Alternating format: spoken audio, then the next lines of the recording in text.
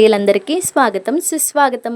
ఈరోజు మన రెసిపీ వచ్చేసి గోంగూర మరియు చికెన్. టేస్ట్ అయితే చాలా అద్భుతంగా ఉంటుందండి.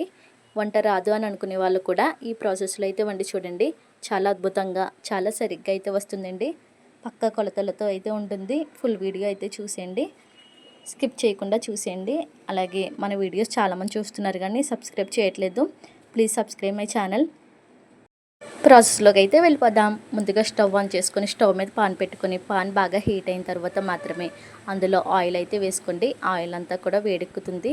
అప్పుడు శుభ్రం చేసుకున్న గోంగూరను కూడా అందులో వేసుకొని అస్సలు వాటర్ అనేది వేయకుండా ఆ గోంగూర అంతా కూడా బాగా దగ్గరగా అయిపోతుందండి. అందులో ఉన్న వాటర్ అంతా కూడా ఆవిరైపోయి అప్పటి వరకు అయితే ఉంచుకోవాలి. తర్వాత గోంగూర అంతా కూడా పూర్తిగా చల్లగా అయిపోయిన తర్వాత మిక్సీ జార్లో వేసుకొని మరీ అంత మెత్తగా కాకుండా మరీ అంత గరుగ్గా కాకుండా మిక్స్ చేసుకొని పక్కన పెట్టుకోండి. ఇప్పుడు వేరొక స్టవ్ మీద పాన్ పెట్టుకొని ఆ పాన్లో ఆయిల్ వేసుకొని ఆయిల్ అంతా కూడా బాగా వేడైన తర్వాత మాత్రమే అందులో ఉల్లిపాయ ముక్కలు ఎంత చిన్నగా వీలైతే అంత చిన్నగా కట్ చేసుకోండి. అలాగే టమాటో ముక్కలు, పచ్చిమిరపకాయ ముక్కలు అయినంత చిన్న ముక్కలుగా కట్ చేసుకున్న ఉల్లిపాయ ముక్కలు, టమాటో ముక్కలు, పచ్చిమిరపకాయ ముక్కలు కూడా ఆయిల్లో వేసుకొని బంగారు వర్ణంలోకి వచ్చేంత వరకు బాగా ఫ్రై చేసుకోండి.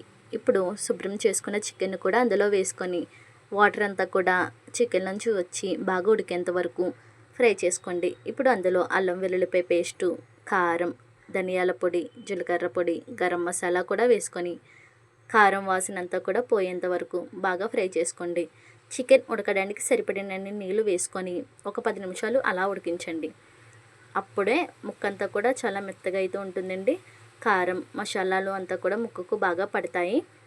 ఇప్పుడు మనం ముందుగా గ్రైండ్ చేసుకొని పక్కన పెట్టుకున్నాం కదండి గోంగూర మిశ్రమం, అది కూడా చికెన్లో వేసుకొని బాగా దగ్గరగా అయ్యేంత వరకు ఉడికించుకుంటే చికెన్ ఇంకా గోంగూర రెసిపీ అయితే రెడీ అయిపోతుందండి.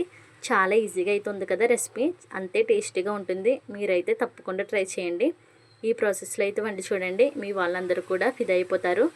Please subscribe my channel. Please అండి మన ఛానల్ని సబ్స్క్రైబ్ చేసుకోండి.